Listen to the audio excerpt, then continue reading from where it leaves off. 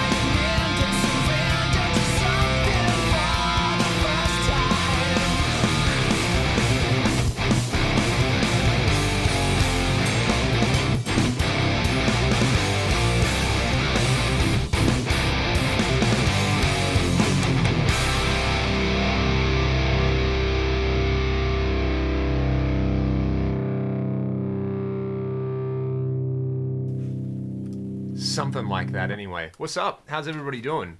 It's 9:44 a.m. in sunny Western Australia. I think that I'm going to sit here because that door / window thing, I might just move this as well. Let's do this. There we go. Bloody lovely. All right. And it's cutting my head off still. There we go. Wicked. Can you see the guitar? Maybe a slightly better angle would be that one. Ah, beautiful. How's everybody doing? We got people from the United States. We got people from Victoria. We got people from all over. Oh, awesome. Paul from Canada. Thank you so much, Paul from Canada. Bob in Florida. Yeah, definitely, Bob. We'll work out the time difference, man. We'll get it all sorted. So. Jonathan Sharp. Somehow I think I'm going to struggle to get my new Fender Tone Master Twin Reverb to sound that heavy. How you liking that? I haven't tried one of those, but people seem to be raving about them, which is kind of cool. Hey, Josh Floyd from Missouri. Where are you in Missouri, Josh? Played in Missouri many a time. Fun fun part of the world. All right. What am I doing here? I'm going to do some practice, and Spain 3:45. I mean, that's kind of lunchtime in Spain, isn't it? You know, you guys like to party big time. Yeah, so practicing stuff. What am I going to practice today? I was practicing some slap stuff, funnily enough, which is kind of funny. Jack Gardner had a great video on slap guitar. If anyone wants to go and check it out. Yeah, that's a big old box of Lego right there. Oh yeah. I haven't been this excited about Lego for a long time. My wife got me this for my birthday, but it only just arrived. So the new Lego idea is the Pirates of Barracuda Bay. I've got as a kid, I had one of the big ships, not the Barracuda, the other one, the Black Skull, I think. Skull's Eye Schooner or something. So yeah, this is pretty cool. I've actually finished it. I'll do a standalone video with it. But yeah, it's pretty amazingly cool. What was I saying? Practicing. Yeah, so doing some like. Let me give you getting that thing.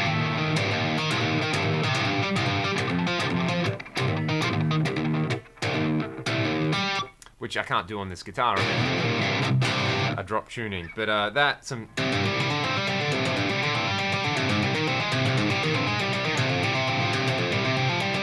Been mucking around with that stuff. Been going over some of the just straight up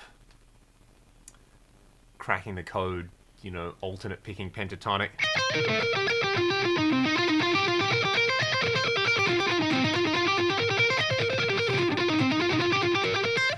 And the good old 3-note per string stuff as well. So if there's anything you would like me to go over, technique-wise stuff, let me know. There was a question. Am I going to use the Bebo? The Bebo, not at the moment. I'm just using the Axe effects for this. I can pull that out, I guess. In the video analyzes out a box of Lego. Yeah. Where'd I get to?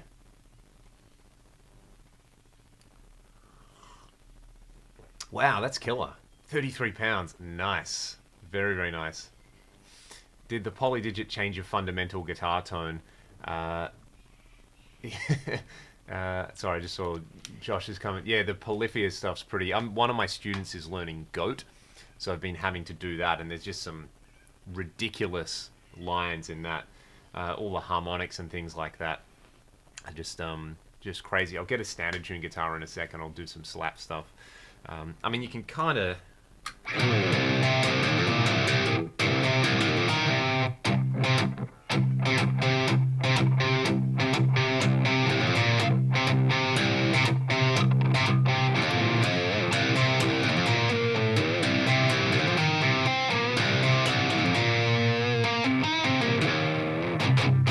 The heaviest guitar, probably that double neck is probably the heaviest. Ever thought about doing a DIY guitar kit build? Yeah, if that's something people want to see, maybe like a warmer thing or something like that, that'd probably be good. Did the digit change my fundamental guitar tone? I don't use it as, I don't use it live. I haven't used it live yet. It's more like a tool for having fun and playing in the studio and making weird sounds. So it didn't really alter the fundamental guitar tone that I go for, but it's this really nice kind of spice on the top. What would I consider the best guitar tone from the 80s? Whew. That's a good one. I really like, for kind of lead sounds, I always really liked George Lynch's lead tone. For just kind of straight up rhythm stuff, I think Warren DeMartini and Robin Crosby probably did it, but I would probably have to say as an overall sound, the guitar sound on Dr. Feelgood is fantastic. Just that whole, it's so chunky. I think that's mostly the bass though, kind of bringing the thud in that one. What's up, Jason, Sasha? That is awesome. I'm gonna play another Ragdoll song for you guys just to kind of warm up, and then we'll do some kind of picking stuff. Something like that, yeah. 87's pretty good. There's a lot of good stuff. A lot of good stuff. Chris Oliva from Sabotage had a pretty monster tone as well.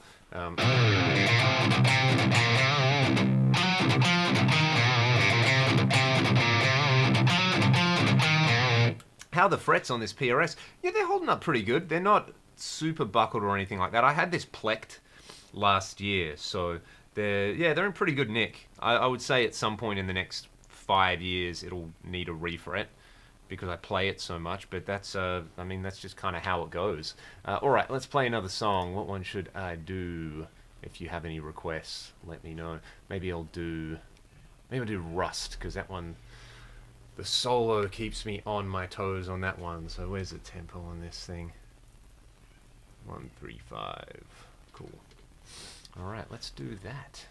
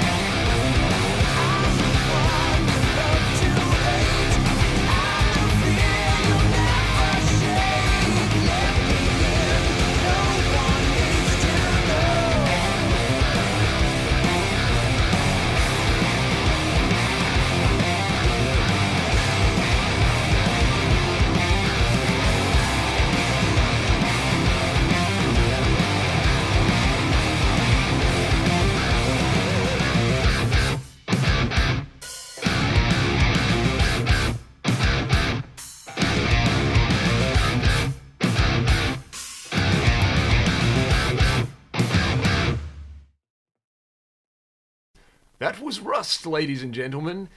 All right, I can go back to the chat now. Where are we going? Where are we at to? Hey, Steve, thanks so much. Can't get good clean tones out of the AX8. Reset to factory, created a preset with a shunt going from the input to the output. Still sounds distorted. What guitar are you playing, Steve? Let me know, and we can get into it. These are just nickel frets on the old PRS, but I reckon I will go stainless when it gets refretted at some point. Does anyone understand what I mean when I say my favorite guitar isn't exactly the ideal guitar for me? Yeah, I get you. I get you. Because I get that a lot, like when I play a Strat, which is not my favorite guitar. I like Strats, but people are like, oh, Leon, you sound great on a Strat. Same thing when I play just a straight up Les Paul. But I like this guitar. Yeah, can't go back to nickel when you've done that. Let's see, where's Steve here? And Ernie Ball. What I would recommend with that, I'll give you an example, Steve, because I will run a shunt from this to this, just so you can hear the DI sound of my guitar. So this is my guitar.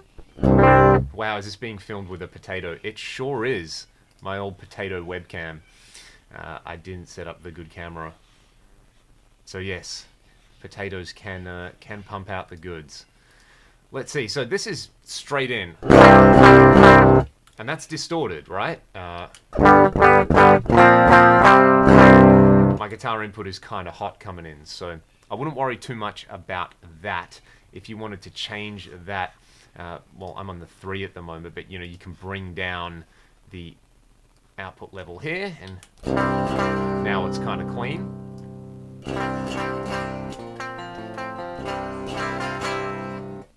So I wouldn't worry too much about that. Now, for a clean sound, let me show you this. This is, I think, pretty important when you're dialing in your cleans. Let's share the screen. That would make sense. How do I do that? I know. I'll do it in OBS. Let's see. We'll do a display capture, and whoa, scary. Let's let's not do that. There we go. Hopefully you guys can see this. Alright, so this is what I use for a clean sound with this guitar. And you can hear it's not really clean. Let me just mute my mic as well so you don't hear the strings in there.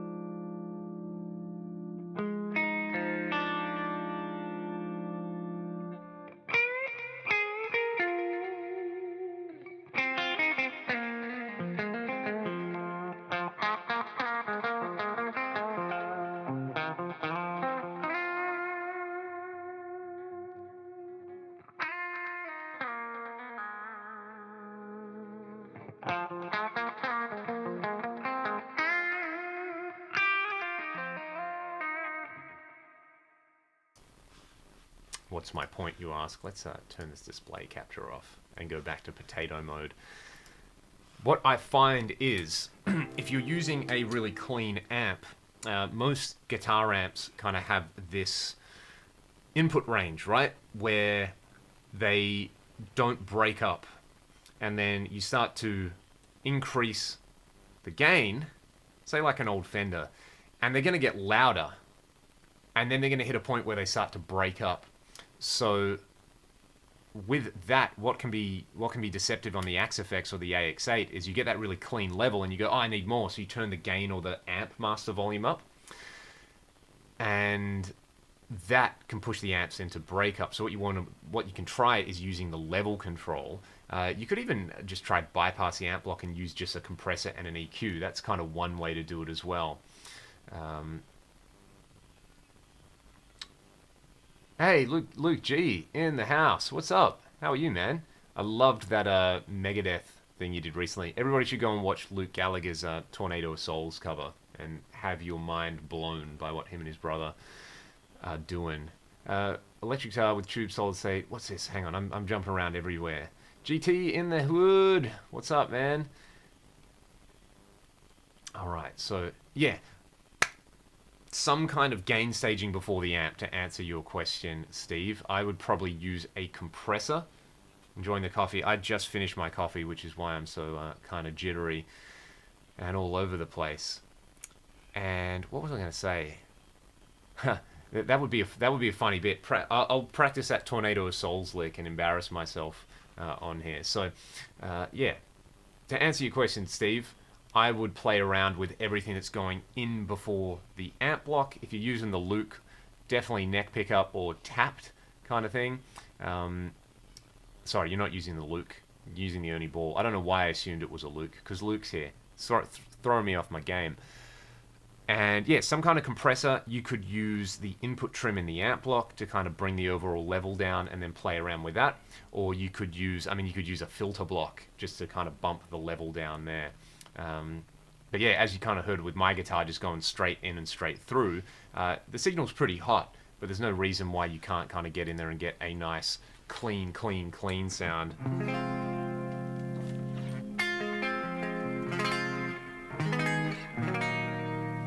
Do I like Mastodon? I certainly do.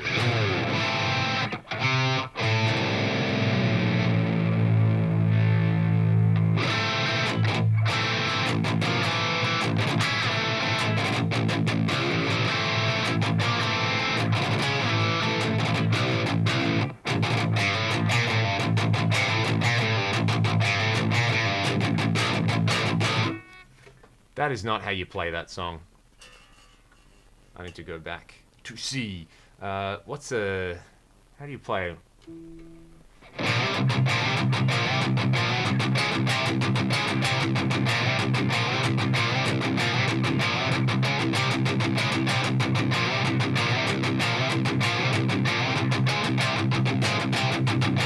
I remember hearing that song for the first time, just being like, this is sick! And yeah, I've only enjoyed them more and more as time has gone on. I am going well, GT. You too. Which part of Australia am I from? I'm from Western Australia, the little oasis in the COVID desert at the moment. We're doing all right here, which is kind of nice, meaning some people can go back and can do some gigs. If Luke G's still here, are you doing gigs yet? I would assume so. I know Champion's been kind of running their stuff back, so yeah, I hope I answered that person's question. What was I going to say? What was I going to do? Oh yeah, let's do that Megadeth lick, because I'm rubbish at it, and that would be really, really funny. So, I only recently got turned on to, you know, there's the... all those great acoustic pub ones. The best, right? The best.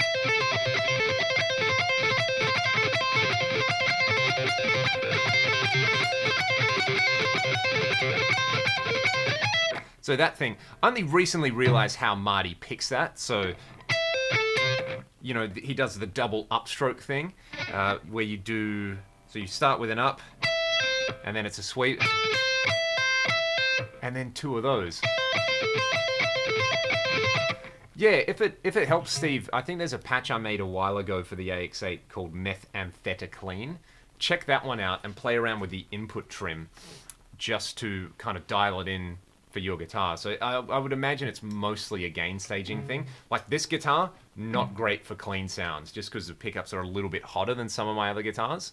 Anyway, yeah, so that Megadeth lick, I just couldn't do it. I still can't do it, but...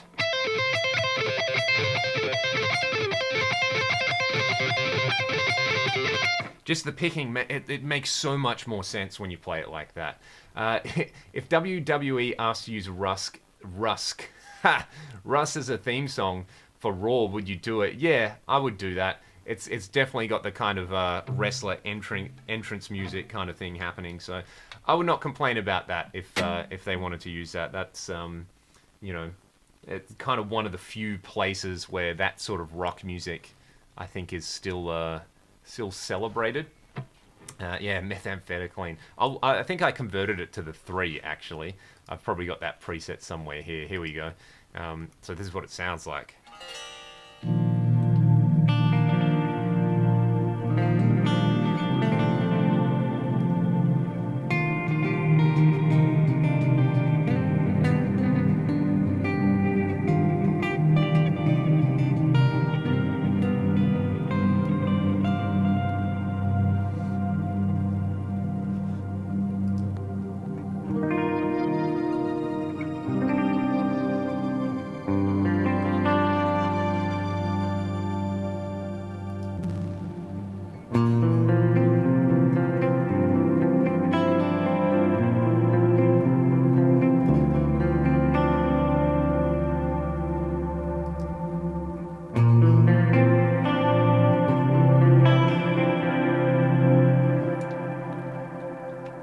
utterly, ridiculously lush for those schmo moments that we all know and love. Go back to my live preset. Yeah, so that one's up on the exchange. What was I talking about? Oh yeah, this Marty Friedman lick. So do I want to get a copyright strike on this video? Probably already get it because I'm using my own songs. Yeah, that lick just forever though. Let me add some cheat codes to this. More gain and lots of delay.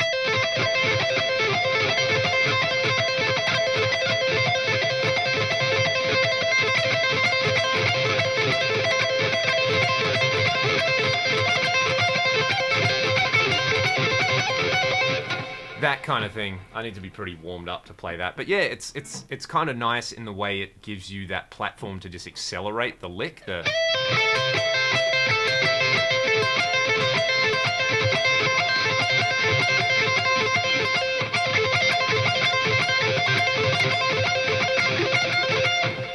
Marty's the best. That lick is wonderful, and yeah, so that was kind of a nice little revelation that I had maybe a month or so ago about picking that. So, what was a patch on the Eventide H9 that you used? I'd have to go back and watch that demo to double check that one.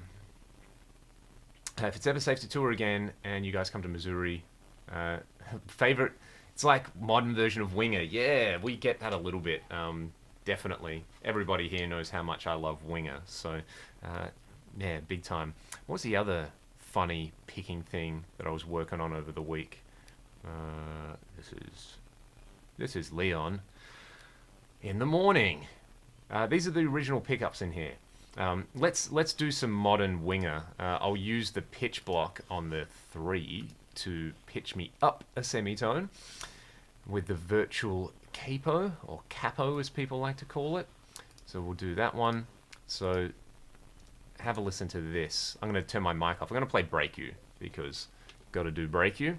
If you guys like Winger, because there's lots of Wingerisms in this particular song, check out how I can retune my guitar and how kind of seamless it is.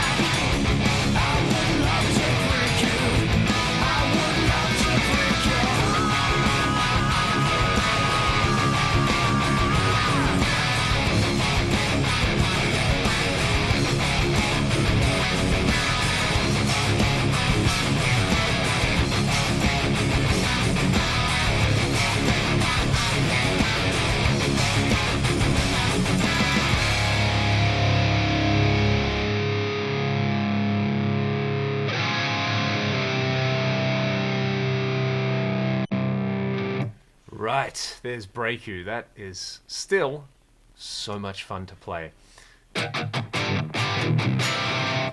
Yeah, so those voicings are kind of pretty fun.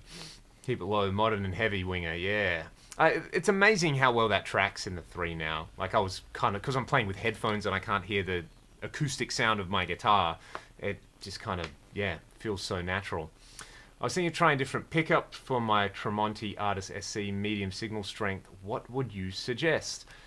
You know, you can kind of never go wrong with the old Duncan JB Jazz or a set of 59s. You know, they work. Or if you wanted to do something a little more modern, the Fishman Fluences are great. I've got a set in my McCarty that I really, really like. So yeah, they would be my suggestions. If you wanted something more vintage, the Martin Smith pickups made in WA are really, really wonderful as well.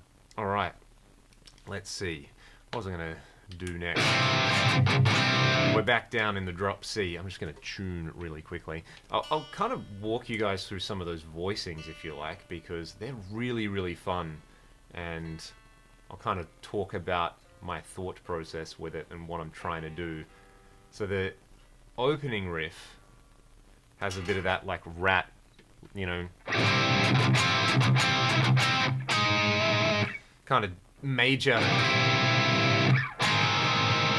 that thing, you know, you play like, well in this case it's C major and then A flat major, so it's a 1/6 thing. And that's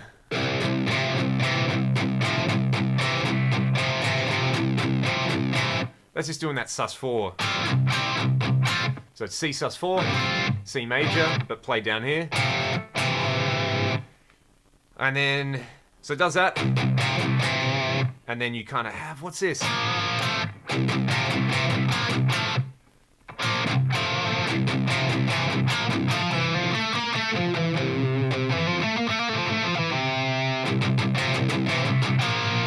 I guess it's,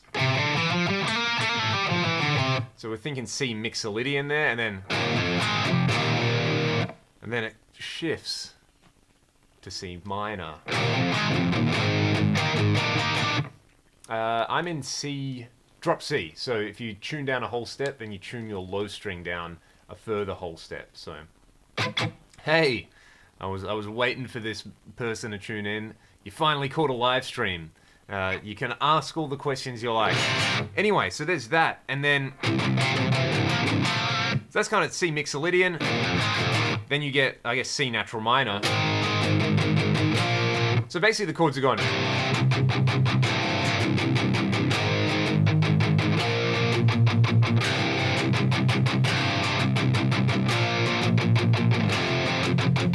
So that's very, very straightforward. But with this, I wanted to have this, a lot of that kind of sus4 thing. So, to get that, I'm playing this voicing here.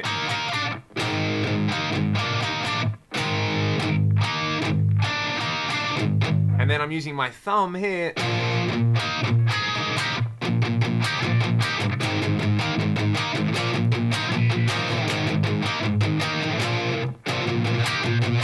Just so I can have my first finger free to do all that kind of stuff. So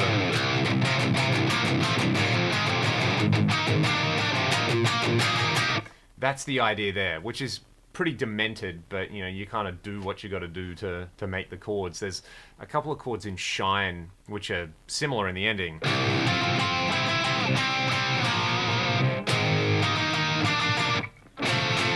Which I wrote as like, I want these.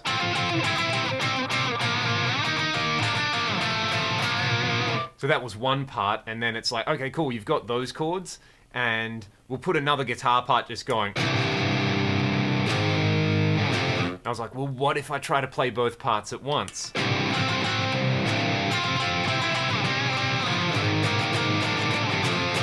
That's where the old thumb.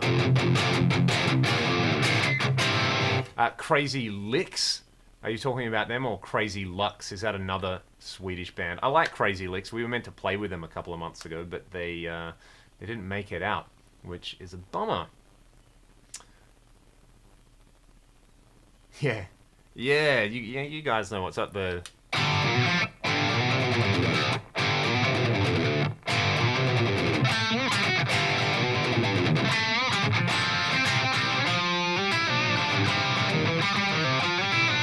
Yeah, man, Nuno, what a monstrous. Oh, I should point this mic towards me. What a great guitar player, and especially a great rhythm guitar player Nuno was. Let's see. Do you want any loudness?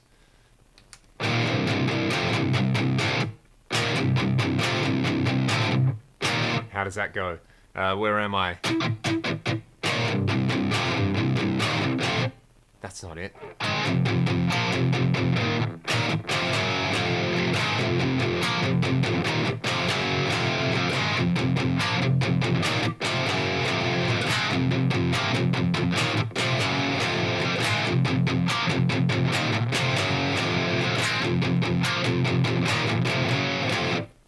That's about as much loudness as I know. Yeah, the Martin Smith stuff is really, really good. It's one guy hand making stuff. His kind of attention to detail is unreal. I've got some of his pickups in my Gibbo Les Paul, those cream ones, and they're just phenomenal. For what they are, for the PAF thing, they're pretty well priced as well. All right, so yeah, there's as much loudness as I know. Yeah. This stuff's just works. I did a clinic in the States last year, and I couldn't take this guitar with me, and I managed to borrow a PRS from one of the dealers there. It was a McCarty 594 single cut, and I literally like picked the guitar up from the guy, from the rep, and I was like, thanks so much. I just need to tune it down. I tuned it down, and then I did like a 90-minute clinic on it. I think I tuned it twice. So yeah, except yeah. Oh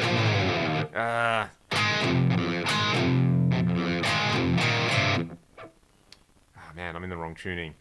Anyway, there we go.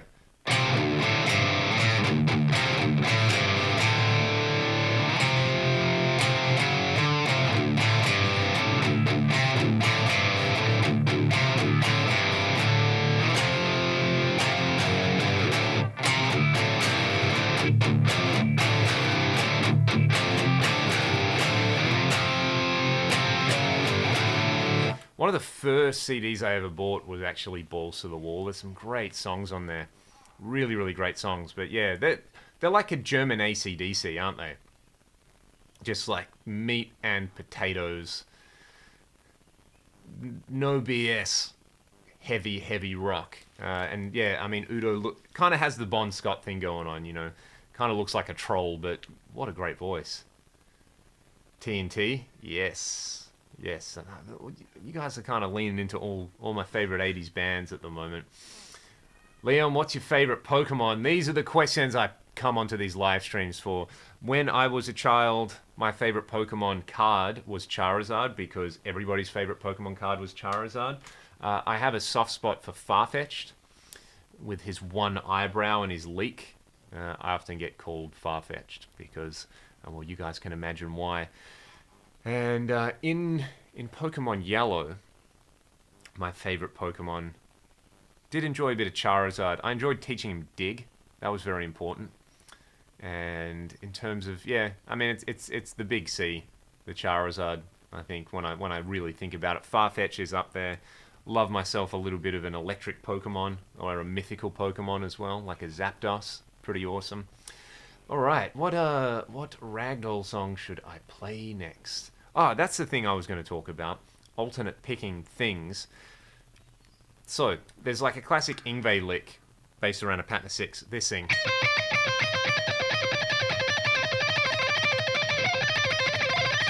Okay, so that's kind of cool. And I've been trying to do that where, so that's like, I chunk this as 3 notes, high, low, middle, high, middle, low.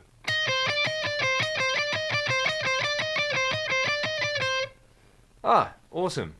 Checking out some of the videos for the first time and you saw this live stream. Well, feel free to ask me anything you like, Eternalism. So, if you flip that lick around and you go low, high, so...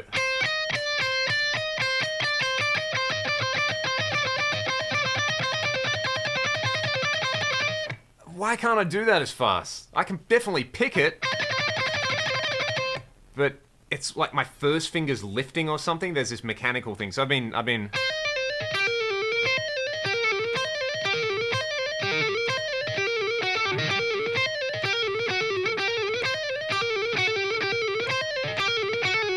trying to get that thing going. It's been doing my head in. If anybody else wants to play around with that one, give it a shot. It's pretty ridiculous. The 3120, no, haven't played through that PV. Yeah, you can definitely tell that my dad is my dad. Believe me. I'll do a video with him at some point over the next couple of weeks. I'll rope him in and maybe we'll both play our Explorers or something like that. Favorite John Sykes lock? I'm guessing you mean lick. I did a video on just John Sykes licks a while ago. To me, I mean, my favorite solo is that one in Crying in the Rain. It's just ridiculous.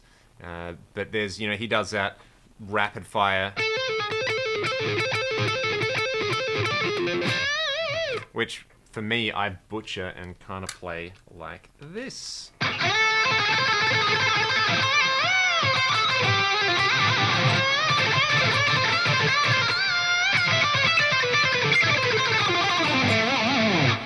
You gotta have that big vibrato. If you can get those pinch harmonics, what a monster. Oh, I would have loved to have seen him with that Blue Myrtle lineup. They had so many good songs. Budgie. Thank you, Joel Hill. I do like myself a bit of Budgie. They were a great band. Absolutely great band. What's the... Let me think.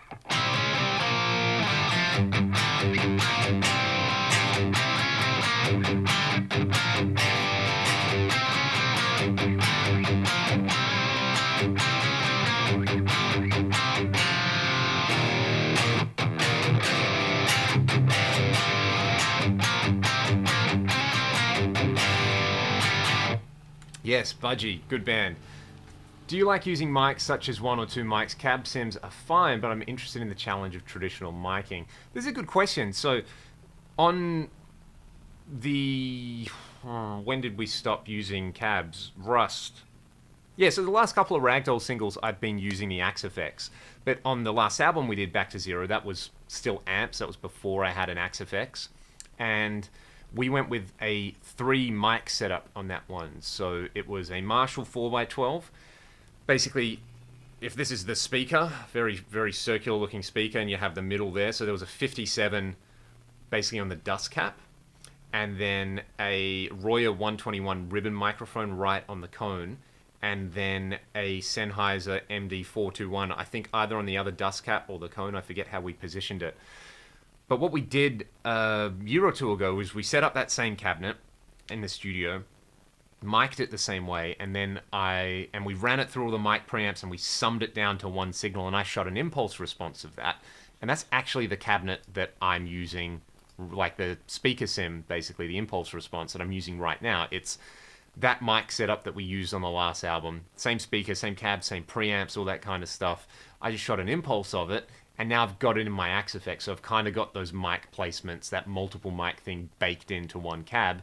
And for me, that kind of helps me make the Axe effects sound like me, if that makes sense. So John Thomas of Budgie makes me think of you and your dyads. Well, it's no surprise, Joel Hill, that to learn that I'm a very big Budgie fan. So, yeah. And, there you go. You've cracked the code. Yeah, he does. He's got that Tony Franklin thing going on. He just doesn't have the big sting pants and a fretless bass. Have you tried setting up a preset like you would if it was all physical gear where the cab is after everything? Yeah, so the basic reason for that and why I don't put the cab last is in the studio, you would mic your cab and then you can put all your reverb and your time-based effects on when you're mixing, so you don't commit to your delay sound. You cut everything dry and then you use, outboard gear or you use plugins.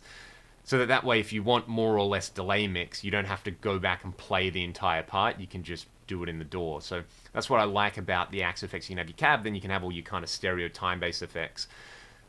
If you do put the cab last, you probably want to use a stereo cab to preserve the stereo imaging of your delays and reverbs. So I'm lazy, and I put it first and then put all the stereo stuff after it.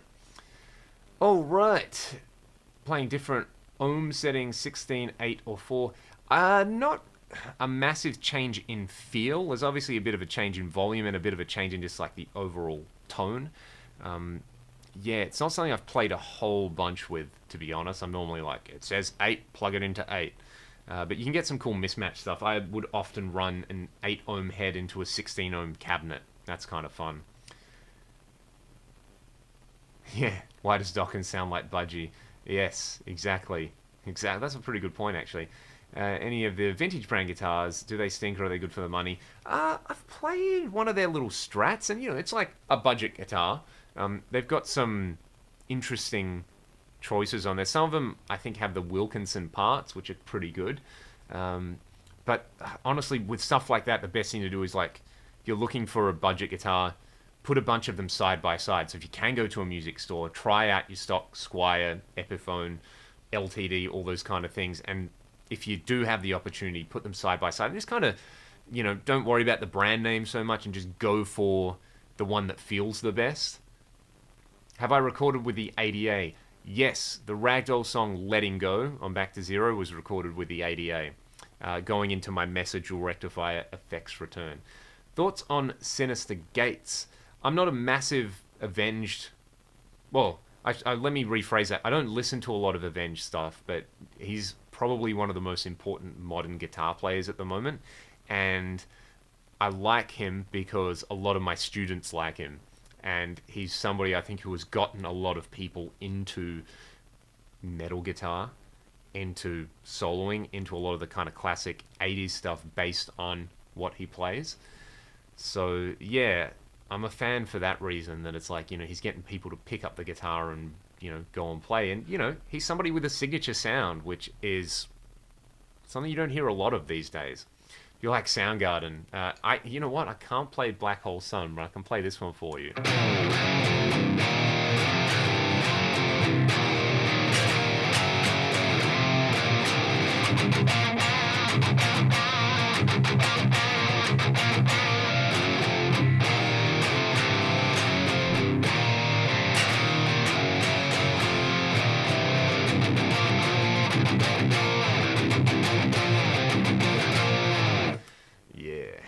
Yeah, I do love me some Soundgarden. Hey, I'll play you. This is our kind of little tip of the hat to that. How do I maintain so many guitars? I don't. A lot of these are really in need of some TLC. I try to wipe them down like maybe once a month. It's really dusty here though, because you play, you clean everything and a day later it's just as dusty as it was before. So yeah, what I'll do is I'll play... Des. Hey, Des. It's good to hear. I was chatting to our mate Benno, and he was pretty spun out that we had crossed paths, so that's pretty cool. Do I like Kiko? Yeah, Kiko's amazing. Love him. And don't mind a bit of Jackal. We've I've seen Jackal live a couple of times at Rocklahoma. That was pretty... They've got a good show. Favorite 335 alternatives? Be sure to check out the 77 Guitars stuff if you're looking for Japanese-made stuff, because they do some really, really nice stuff. Really, really nice stuff. All right. Let me see. Do I have that Randy Rhoads pedal? No, that belongs to a friend of mine. I could get it back and do another video with it, because lots of people have been asking about it. And we're talking about our friend Ben Wilson. That's actually Ben's pedal, because he's a Randy fan, as our friend right here, Des, is as well. So, all right. Did someone ask about Randy Rhoads licks or something? Don't make me play Randy stuff. I'll embarrass myself. Neil Massey did. Play some Randy Rhoads licks. One thing I like about Randy, and especially that tribute album, is kind of how many cool lead guitar fills he does. Like that.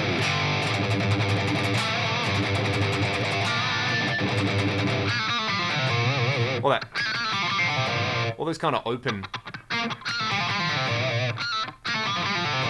And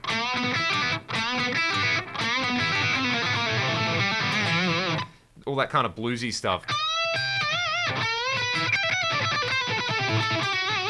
But yeah, he's got a pretty unique style that I think you just, at first listen, you're like, oh, there's some tapping, there's some fast stuff, I can do that. And then when you dive into it, it's his classical sensibilities, I think, are very evident in the way he phrases. It's not your kind of classic just, you know, like Ed Van Halen's the opposite, where it's just like, just groove and make it work, whereas Randy was very much like a precision player, in my opinion. Another vid with the Randy pedal. All right. I think it, like, I literally think that pedal is just an MXR Distortion Plus with the ability to swap clipping diodes or something like that. The Ragdoll stickers available again. We definitely have some. If they're not on the Bandcamp page, I will update that today. And the killer thing about ordering anything at the moment is just shipping is ridiculous because of, you know, the world we're living in at the moment. But I'll put them back up and I'll try to find out what shipping is, or send me an email if you want some, and I can probably arrange some out to you. The GH100L is gone. I sold it to one of my students, so it has moved on to greener pastures. I think I had 34s in mind. Great amp. I just, you know, I have a lot of great amps, so, and I was not playing that one as much as I should have. Johan's awesome. Johan kind of does his thing, which I really, really admire. He even did like an AX8 video and it sounded like him, which is pretty awesome. So, his thing is miking stuff with room sound as well, which sounds awesome. Which my thing is, I like close miking because that's what you use. Well, that's how I record guitars. So, whereas Johan's thing is more of the like early 70s band in a room doing the thing. Thanks, Vince. I appreciate that a lot. Let's see, John tweeting. Fort Lauderdale, why do you play in drop tuning all the time? Singer-songwriting? Yeah, I mean, it's a good question. Why? And it's a question sometimes I ask myself, like, wouldn't it just be easier to play in standard tuning? Part of it's like peer pressure, I would say, because you go out and do a show in standard tuning with a band who's playing 7 strings or a band who's playing in drop B or drop C, and, you know, there is something about that low-end girth live that just is so imposing. The other thing as well is we used to play all our songs down a half step, like, so just E-flat tuning, and that was for our singer's voice to just kind of preserve a little bit of that. Then we were halfway through a pretty long tour a couple of years ago and it was like, hey, should we just go down, you know, to D?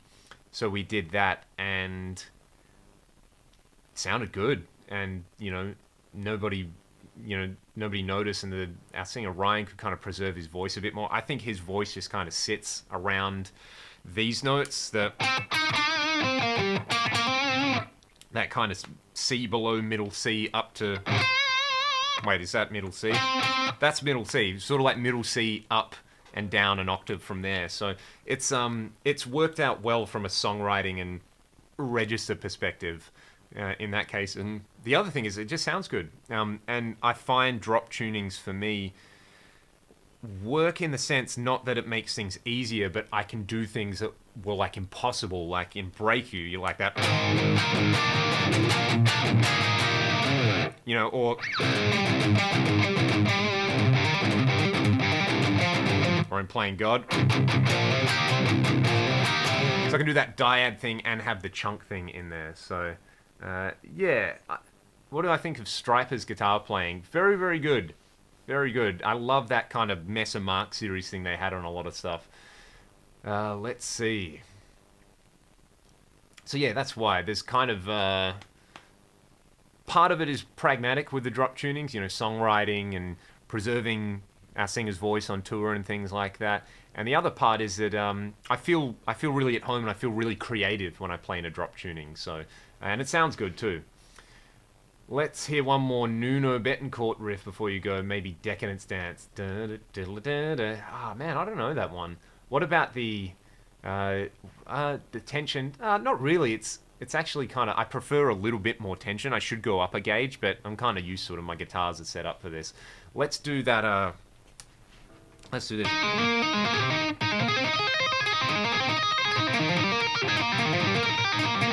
That Nuno lick that he does in a couple of songs and that.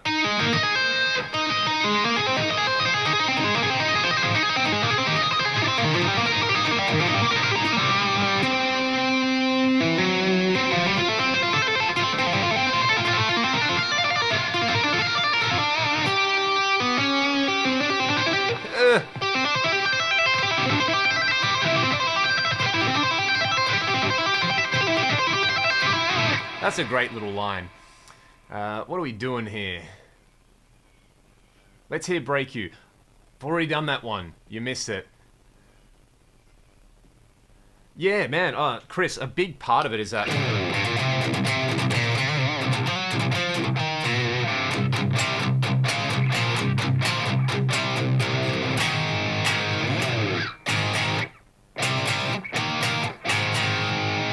Should I play Strange Wings?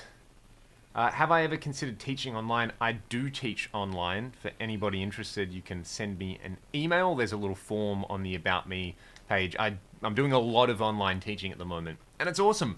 I really, really enjoy it. Yeah, got to do a video with the old man, Rick. I'll try and make that happen. So, let's see. Yeah, I mean, you know, standard tuning is great when you have to, you know, do you got to do a gig and the rest of the band is already in standard tuning and you're playing covers or something. But, you know, when it comes to doing your own stuff, there's no reason why you can't do whatever you want. Robert Baker. I really like Robert Baker. I feel like Robert Baker is somebody I would get on with very well in the real life. Theo! What's up? Another recommendation. Well, I assume you're still, well, probably not playing at the moment if you're in Vic, but if you want to hear some fantastic playing, Theo, what is the name of the band you play in that's not Orpheus? Because that solo you sent me was fantastic. You're like melodic minor, harmonic minor thing. I should just find that and put a link in the video description. It's about 10:40 in the AM where I am. So yeah, loved that. Imagine playing 11s on standard tuning. I bet your fingers would hurt. I have 11s on one of my guitars in standard. I used to have a guitar with 12s in standard, so... Hollow World. Go and look up some Hollow World and hear some intense guitar playing. I haven't tried any of the new Rocktron stuff, but they had that like Valve Sonic Plexi thing, which kind of looked cool. And yeah, I have 12s on my acoustic, which I play a lot, so I think my fingers are just destroyed, so kind of whatever I play, or, you know, playing bass whenever I do that as well is always kind of a challenge. You know, people get super macho about string gauge, which is the most ridiculous thing ever. You know, it's like people find out I use 10 to 52s in drop C. You must be soft, you dog.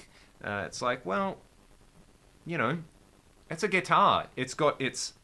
I call it the suspension of a guitar. Yeah, this has a short scale, and, you know, I'm using 10 to 52s in drop C, but, you know, I have my Strats in standard with the same strings, and I play that all the time. So, yeah. Yeah, I mean, 9s are fine. You know, Jeff Beck uses used 8s. Yngwie uses 8s, you know. Stevie Ray Vaughan used 13s. So what, you know? It's like Yngwie doesn't play like Stevie, and Stevie doesn't play Yngwie stuff. There's a, you know, they're using the things which let them do what they do. So yeah, I don't know. It's just a thing. Billy Gibbons uses 7s. I mean, yeah, talk about tone. Yeah, I mean, I like heavier strings because of the way the low strings feel. Like, I love when you pick up a baritone and drop B, and it's got like a 70 gauge or something on there, and you play it, and it has this attack to it, and the strings bounce back. You know, I've actually found that, you know, when you're doing a lot of that kind of thing, having more tension is good. It helps your kind of right hand snap back. Yeah, the Beato thing on string gauge was pretty cool. Yeah. Super buff from 13s. I like that. That'd be a cool little thing. Josh, Saigon Kick, they're a band that we get compared to sometimes. And this is for you, Josh.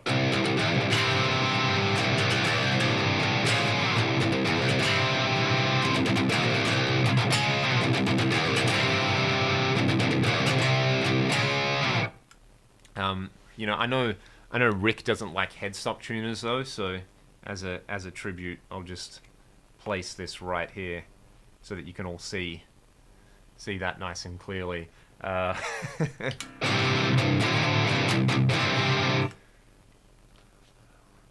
oh, they were using Rivera's on there. Yeah, that song, The Lizard, really reminds me of an Ozzy Osbourne song, especially the solo. And he does that Zach picking thing that I just cannot do. You know, he's got like.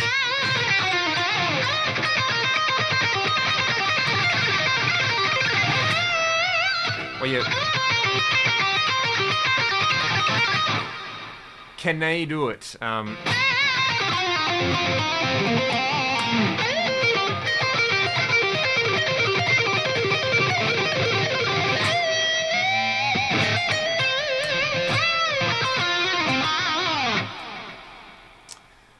So yeah, Jason Bill is great. Like I said, he's definitely got some of that Zach attack thing happening.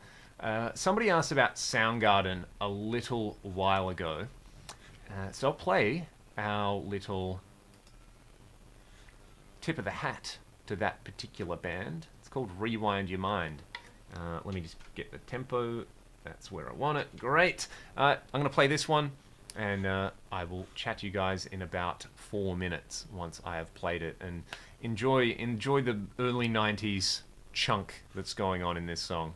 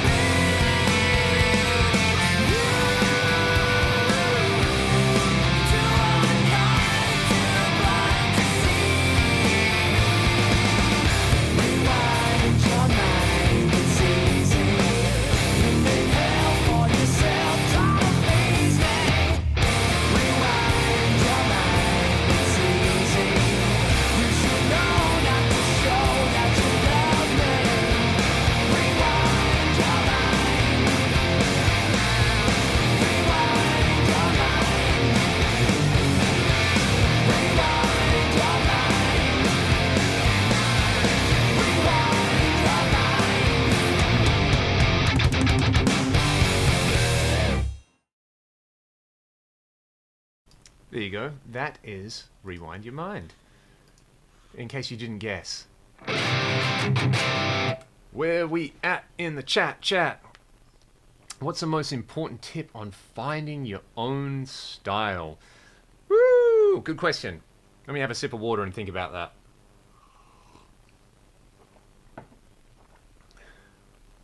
Let me answer another question first. Yeah, the STL thing, it's like, you know, kind of designed by a bunch of producers. It makes sense that it would work in a mix. Alrighty, thank you, Gibson Harley fan. Chris Lane and Dexter Holland from The Offspring had a baby. Hey, The Offspring are kind of underrated when people talk about guitar tones. Hey, some of their stuff sounds really, really good. It's a way to split guitar and delay reverb to separate outputs. So do you want the delay to one output and the reverb to the other output? Is that what I'm guessing? Answer me that, and I shall come back.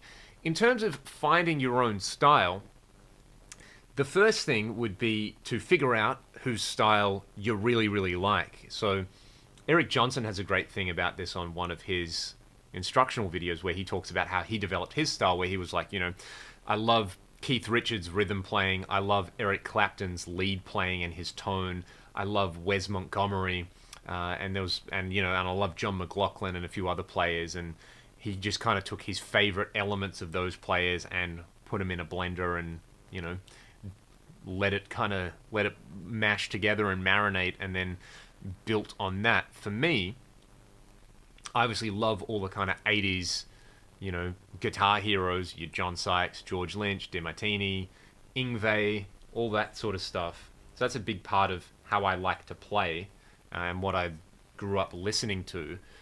But I also love 70s prog rock. I love King Crimson. I love early Genesis. I love Yes, all those kind of things. And, you know, putting that together kind of seems at odds. I love classic rock. I love a lot of blues-based stuff as well. And listening to a band like King's X for me was like, cool.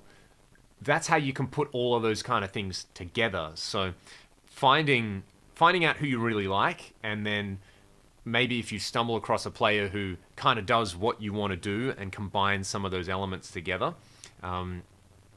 And to me, it's about leaning into your strengths. Like, to me, I can't do that Zakk Wylde, like, kind of pentatonic thing. Just as much as I practice it, it just never clicks. But 3-note per string stuff for me, I can kind of vibe with that, the Paul Gilbert thing. So rather than go, to me, I might go and play a lick like something like that instead, you know, like.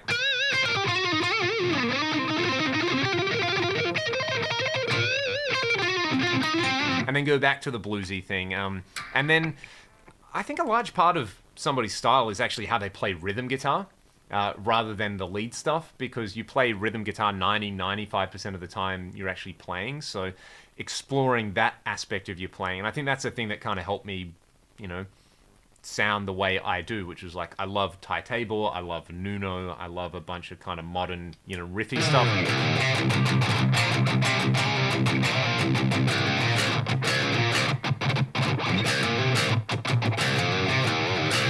So yeah, it's just like what you like, and don't ever apologize for what you like. Just do it. Man, that Zakk thing is just, yeah, it has to be in that mechanic of how he holds a pick, and like if he picks from his arm. I can't think of any other way to do it. Which, yeah. Yeah, that Rush album with the cover is actually pretty cool. Why the switch from the AX8 to the FM3? The FM3 is smaller, and it's more powerful, and it sounds more like the 3. So that's kind of ticks all the boxes for me.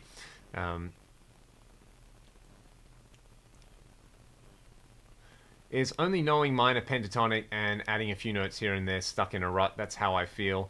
You can. What I would recommend is, if you feel like you're stuck in a rut, just learn a song in a different style. You know, if you only kind of play blues rock, go and learn a Periphery song or something. If you only kind of play gent stuff, go and learn a Stevie Ray Vaughan song. If you only kind of play like Randy Rhoads, Eddie Van Halen, that kind of stuff, go and learn, I don't know, go and learn some Wes Montgomery or something like that, just to get your brain out of that headspace, totally get away from what you're doing, and let yourself freshen up. And then when you come back, you'll be like, oh, I got a couple new ideas, and I miss playing all this kind of stuff. Did you do Playing God yet? No, I didn't, Nick T. I can do that one next for you. Yeah, yeah. Thanks to Troy Grady for giving us the actual language to talk about that stuff.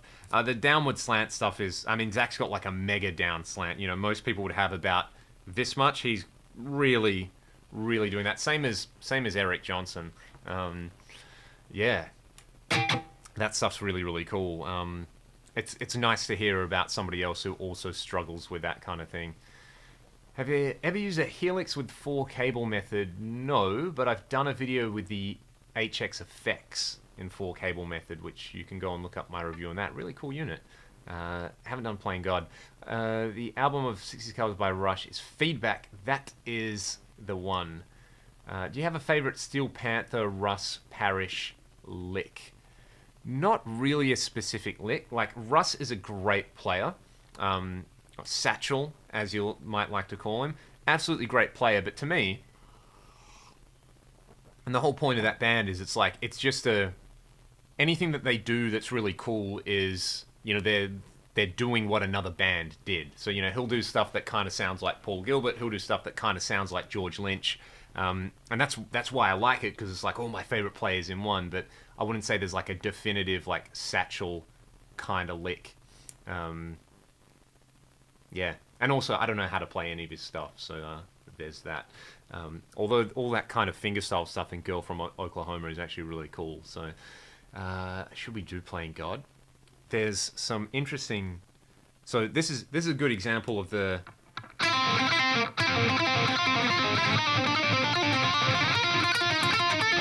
This was kind of my attempt to go like, okay, what if you did kind of a Randy Rhoads thing, kind of a Marty Friedman thing, kind of a Zach thing, in that. I've already had my coffee today, by the way.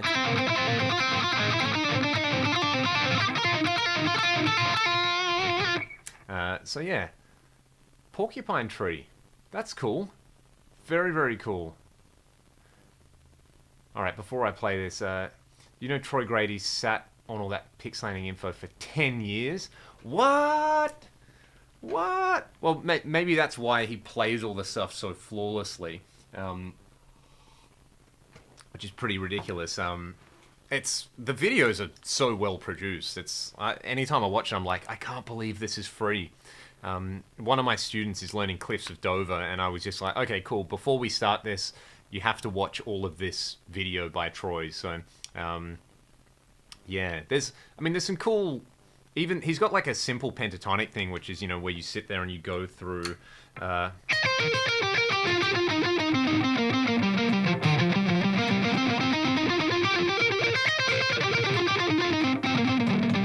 Just kind of running that for 10 minutes or something, I feel like I get a bit better at those kind of things. Yeah. And, you know, because it's downward slant. And then upward slant on the way back. Not upward slant, just your kind of neutral. So yeah, I find what I like about that is if I'm ever struggling with a lick, if I just kind of think about what my pick slant should be, even if I don't do the actual pick slant very well, just thinking about it helps my brain. Someone said Porcupine Tree.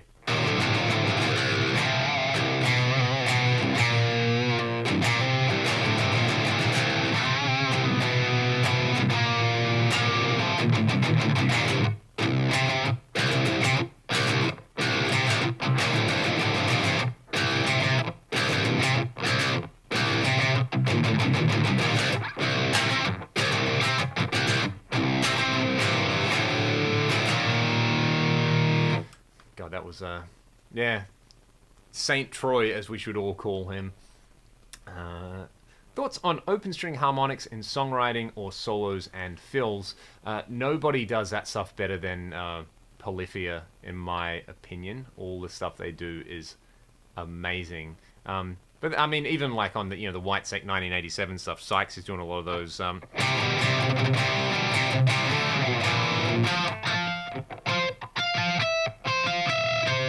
There it is.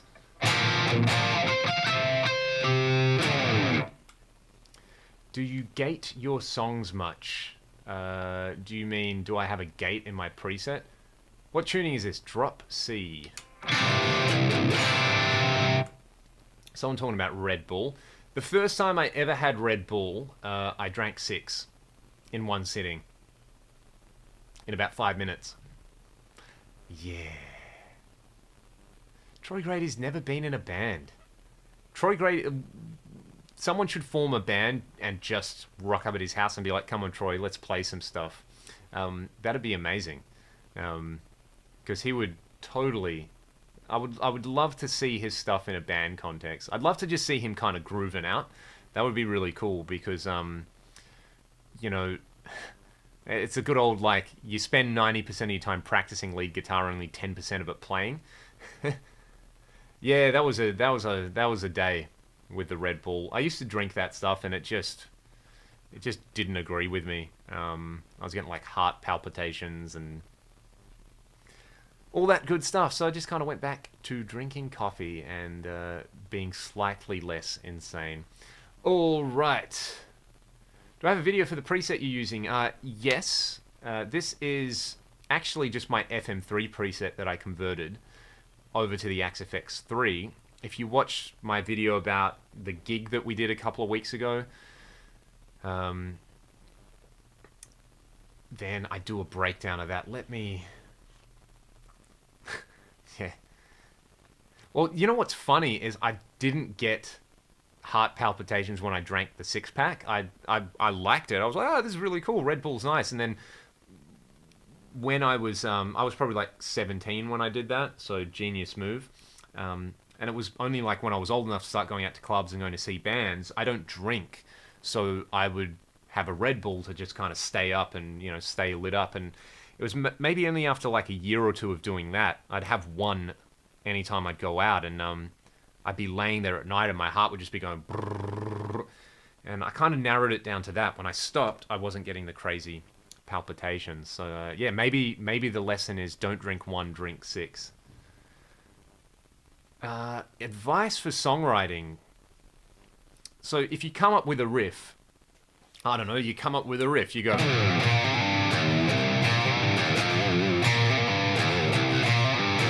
It's like, cool, I got a riff. What I would do is have a setup where you can record that with some drums and record some bass and just have the riff.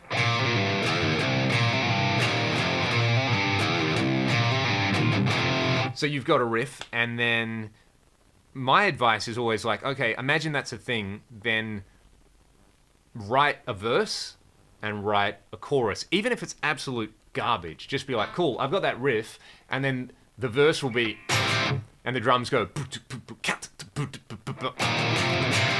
you know, so you got some kind of thing, you go, cool, that's the verse, vocals happen in the middle, then what happens for a chorus?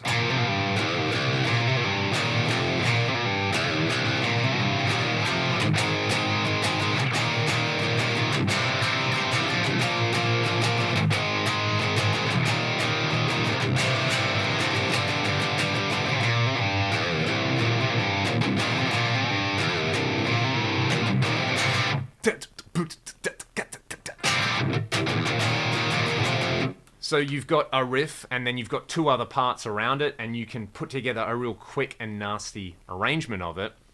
And then you've done something. You know, it might not be the best thing you've ever written, but my opinion is that it's like, you know, everybody's got like 100 absolutely crummy songs in them. So write those songs first, and write them as quickly as possible and get them out of your system. And then hopefully move on to the good stuff. Yeah, that would be my advice in that. Just finish stuff. Even if there's one good riff and a whole bunch of garbage around it, just finish it and get into the habit of finishing ideas. Then you'll get a bit better at writing finished things. Let's see, what are we talking about? Anyway, that's my advice for songwriting. Is you know, If you want to catch a fish, you actually got to get up in the morning. You got to get your rod. You got to go down to the water, and you got to cast the line. Model it through the effects loop of an amp. I have a video about that. You can go and check that out. I did it recently. How do people play Wrecked? I will never know.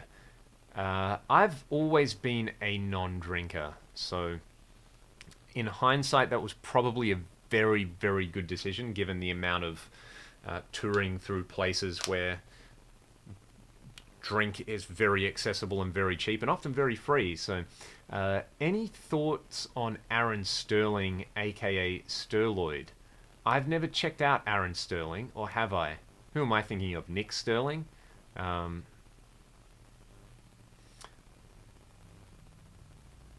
Yeah, I mean, it's just kind of, it is what it is, you know. No hate on anyone else, because the other guys in the band drink, and it's just, I think people, after a while, people love to tell me that they're like, whoa man, yeah, that's so good. They got a beer in their hand, they're like, oh bro, that's awesome. Respect. It's like, well, it's not really respect, it's just a lifestyle choice, and it works for me. So yeah, that's when I then go and drink all the lemonade in the dressing room, and everyone else is so drunk that they never notice. Yes. Alright, someone wanted to hear Playing God a little bit further back, so I'll play Playing God, because I was going to do that about 10 minutes ago, and then I will probably, we'll play Playing God and see how we go. Let's do it. Oh, I'll mute my mic first.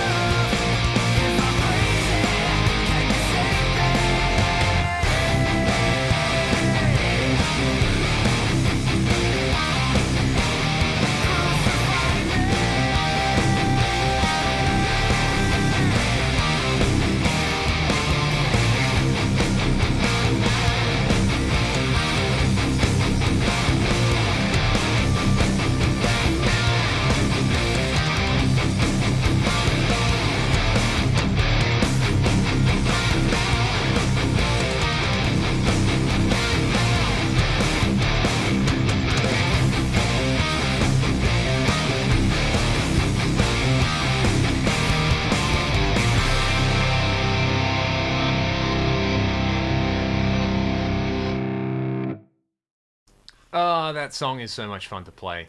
So much fun to play.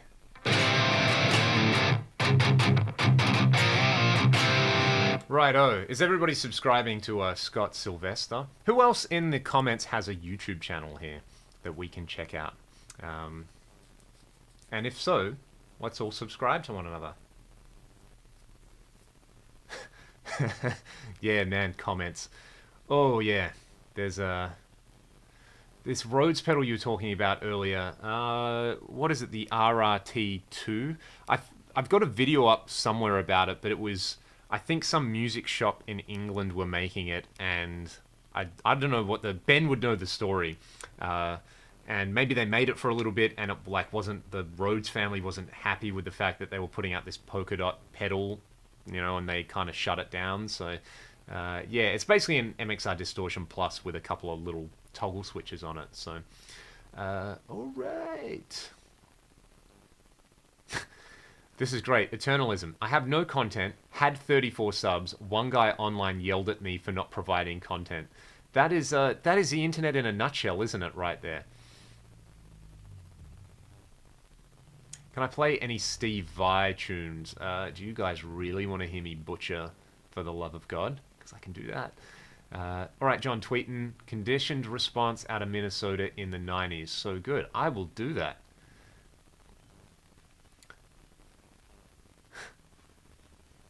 Thanks, Nick T. I'm glad some people enjoyed playing that one. Did someone mention Blue Saraceno? Yeah, there you go. There you go. Here's a note-for-note cover of something. Hey, man, you should play with more feel, bro.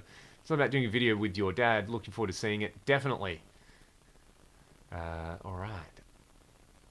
Randy Wilcox. Go and subscribe to Randy Wilcox, ladies and gentlemen. Do you just do guitar lessons, or do you have lessons somewhere someone knows how to play songs because they aren't great by ear yet? I will do anything, Joshua Floyd. Kingdom Come. Yeah, I'll do a 5 killer riffs Led Zeppelin for sure. Hey, check this out. Some of you will enjoy this. I got to do a video with this guitar because someone pointed it out on the stream. One of my friends, this was his guitar, and he moved interstate, and he gave me this. So it's an LTD. What's the model number? EC300P. And it's pretty cool. It's got one P90 in it. Everything else has been ripped out of it. But man, this thing sounds so chunky. It's really, really awesome. It's such a fun, just drop C riff guitar. I'll just tune it real quick and play some stuff for you guys. I got to do a standalone with it, but yeah, for an inexpensive guitar, it's pretty rad. Like, check this out. This is pretty sick. In his words, it was his play System of a Down riffs guitar, so... It actually feels pretty good. Like, check this out. There you go. People go and subscribe to Des Sherwood and learn some guitar stuff. Check this out anyway.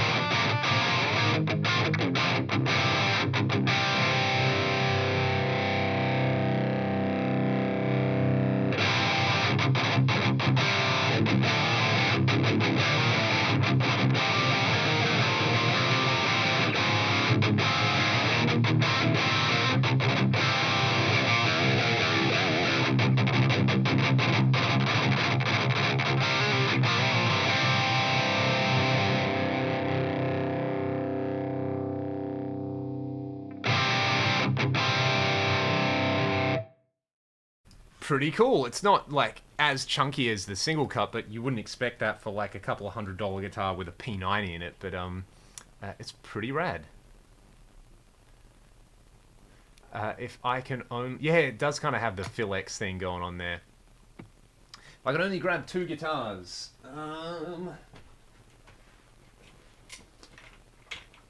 This guitar's definitely coming with me, and either that double neck that my dad made, or maybe his old 335 that he gave to me, which is a pretty rad guitar. So, yeah, you should water bathe and oxygenate your notes. Pliny is amazing. I love him. Both as a player and composer, and he just seems like a genuinely lovely dude. Yeah, awesome player. Yeah, the LTD stuff's pretty good. And then I go back to this guitar, I'm like, home.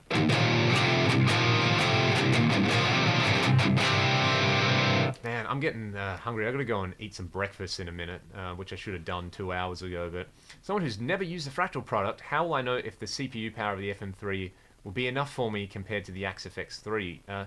Tell me, Eric, what do you want to do with it? What type of rig do you want to replicate?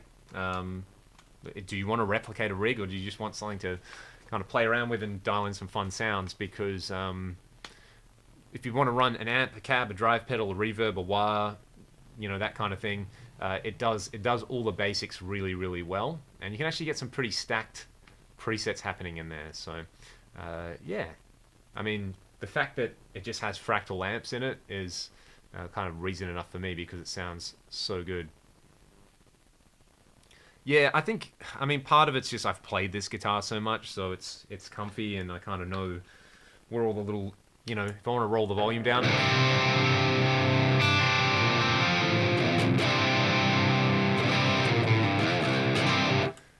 Crazy Affected sounds, I would say it would be pretty good. Alright, Gibson Harley fan, peace out. The Awesome Buddy FM3 Tone Pack, I'm trying it out at the moment. Yeah, so I'll try and do a video with that in the next couple of weeks, so that you can actually hear that. Yeah, the FM3, it can do a lot. Like, I know I'm plugged into the Axe 3, but like, this is my FM3 preset that's been ported. So here's what you can do with one multi-delay block. You can have a big lead delay. With chorus, you can make it a rhythmic delay.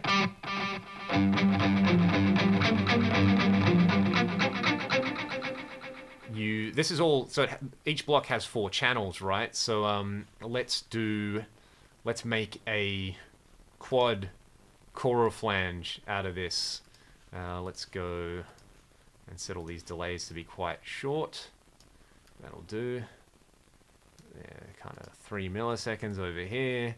And we'll do the same thing over here. And keep in mind, this is only one block, and we're going to get some ridiculous sounds out of it. So there's...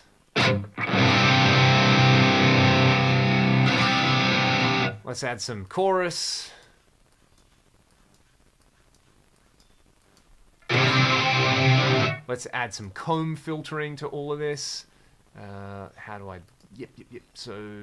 Let's do this. Let's add some ring modulation.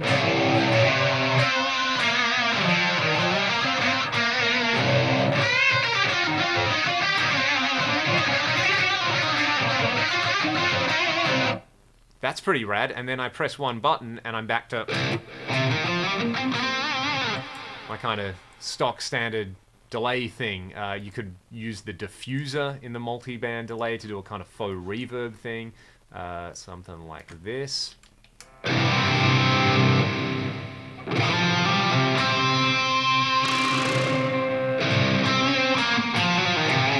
You can attach modifiers to things like so basically check this out. This is a tape delay. This is one of my favorite things ever. There's going to be a tape delay with a square wave LFO attached to the motor speed. So it's going to give you tape pitch shifting. And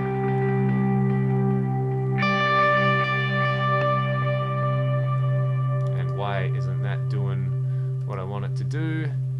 Because I want this. 1 second, let me... I see why. Because that's a wrong preset. I want... Tape loops. Dude, this one, check this out.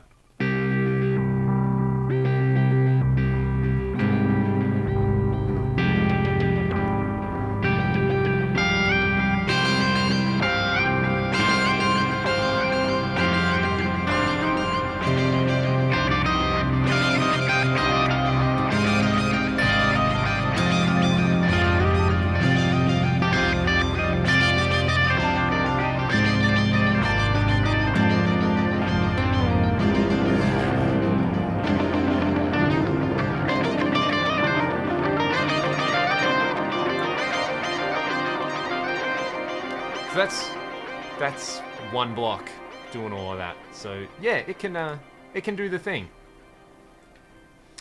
Where are we at? Haven't played the PV Invective. Yeah, the H9's amazing, or the Poly Digit with the FM3. Yeah, either of those makes pretty cool. If you could never play live guitar again, what instrument would you shift to? Oh, so I can never just play the guitar. Or can I play the guitar in my bedroom? What instrument would you shift to in its place? I would probably say bass, but I'm not a very good bass player, so I might not get any gigs. I would probably just start doing ambient looping stuff and use keyboards and effects and manipulate stuff and do weird stuff. That would how I would get my kicks. Astronoid. I haven't checked them out. It should be possible with the Axe FX 2 because you do have the tape delay, quad tape delay in there, and yeah. I think I did a preset with this one, like a video with this one a while ago, so you should be able to do that. Yeah. Yeah, I mean, honestly, with the FM3, if you're clever about how you use your effects and what blocks you use, you can probably get away without an H9 or something like that, or, you know, you could add... What else could you add to it that's not massive, that if you just wanted, like, straight-ahead reverbs, or, you know, you could add something like a Specular Tempest or a Digit, or... yeah, there's a couple of cool videos there. Any videos how to scroll up, down on the FC6? No, but I'll add that to the list of things I'm going to do on a little standalone Q&A. Alright. Yeah, modular synthesis, that's totally where I would go. If I couldn't play guitar, I'd just become a bleep bloop person. Or try to make generative music. That would be pretty rad. Alright, I'm going to play one more song. I'm going to do Follow the Leader, because I haven't done that yet. There's quite a few songs that I haven't done today. But I'm going to do this one and say goodbye. And this was a really, really awesome hang. Thank you, everybody, and go and subscribe to one another and kind of spread the love. Because, hey, that's the best thing to spread right now, rather than a bunch of other stuff, right? So I'm going to do this Follow the Leader playthrough, and then I'll see you all very soon. There'll probably be a video up tonight and every other night during the week, so everybody be excellent. Ooh, what would you call that? I'll look for your video. I don't know, just kind of ambient jamming, I would probably call that. I should probably revisit that and do a video breaking that preset down. Maybe do it on the FM3. There you go, there's my next FM3 video sorted. I'm going to do that. Everybody take care, be excellent. I'm going to do Follow the Leader.